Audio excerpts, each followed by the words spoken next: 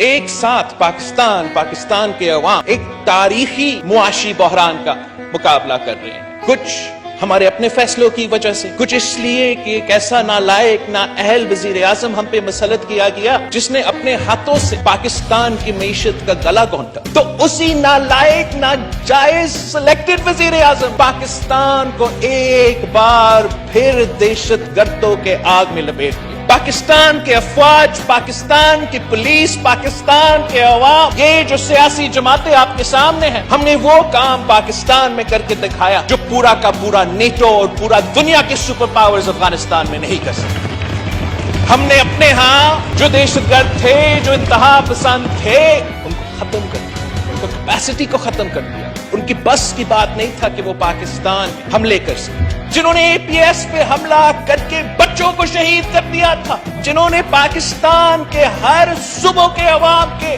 خون کے ساتھ 10 سال وہ ہولی کھیل رہے تھے، اس قسم کی دہشت گردوں اس نالائق سلیکٹڈ وزیر اعظم نے معاف کیا، جیل سے رہا کروایا، جو ہزاروں کی تعداد میں افغانستان میں رہ رہے تھے، بس رہے تھے.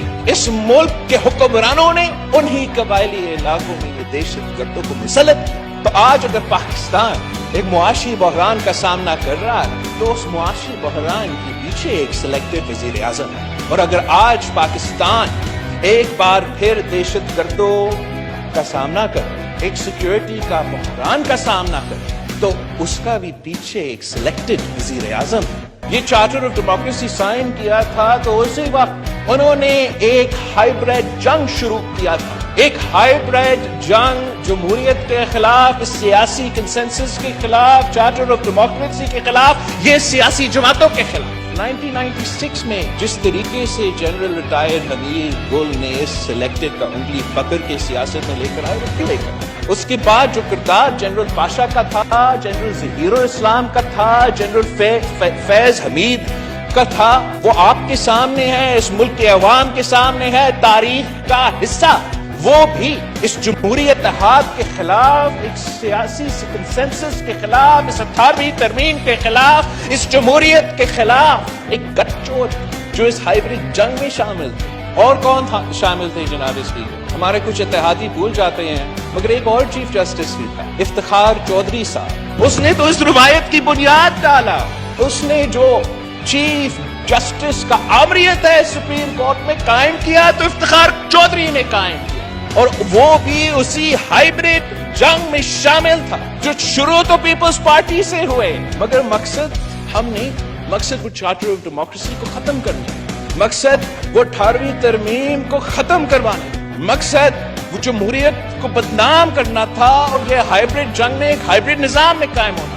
ایک کانسٹنٹ ہے جناب اس میں، چیف جسٹسز تو تبدیل ہوتے رہے، بادشاہ آیا، ظہیر آیا، فیض آیا، چلا گیا، مگر ایک کانسٹنٹ ہے. وہ کانسٹنٹ کون ہے؟ وہ عمران خان نیازی ہے. اس کرکٹر کو ہمارا اسٹیبلشمنٹ نے سیاست میں لے کر آیا. 30 سال میں پاکستان کے عوام کا پیسہ، پاکستان کے ادارے اس جرم میں شامل تھے کہ وہ ایک فرینکنسٹائن بنا رہے تھے. کچھ آئنسٹائنز ہمارے ادارے میں بیٹھتے ہیں، اس ملک کے فیصلے کرتے ہیں، اسٹریٹجک ایسٹس بناتے ہیں، اور آخر کار وہ اسٹریٹجک ایسٹس ہم سب کے گلے پر جاتے ہیں. ہمیں پاکستان کو عوام کو بتانا چاہیے کہ ہو کیا رہا ہے اس ملک. یہ اگر ہم بحران کا سامنا کر رہے ہیں تو کیوں کر رہے ہیں؟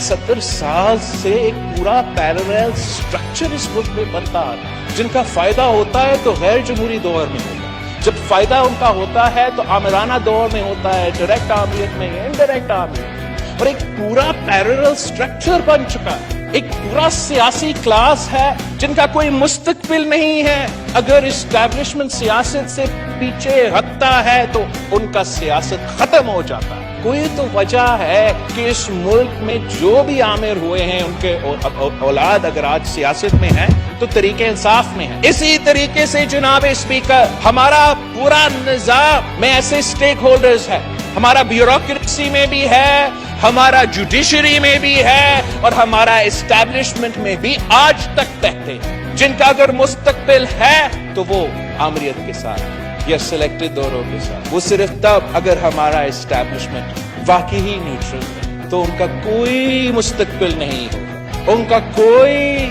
سیاسی مستقبل نہیں ہوگا، ان کا بیوروکریٹک ترقی نہیں ہوگا، ان کو وہ عہدے نہیں ملیں گے۔ اگر پاکستان جمہوریت کی طرف چلتا ہے تو ان کا سیاست ختم، اور یہی وجہ ہے کہ اس حکومت کی ہر قدم کے خلاف ایک ایسا آواز اٹھتا ہے، ایک ایسا گھراؤ ہوتا ہے کہ یہ سارے قوتیں اگر ایک پیج پہ ہے تو اس بات پہ ہے کہ جمہوریت نہیں چل سکتا، اگر ایک پیج پہ ہے تو اس بات پہ ہے تو سلیکٹڈ کو واپس اس کرسی پہ بٹھانا ہے تاکہ ان کا مستقبل کو تحفظ دیا جائے۔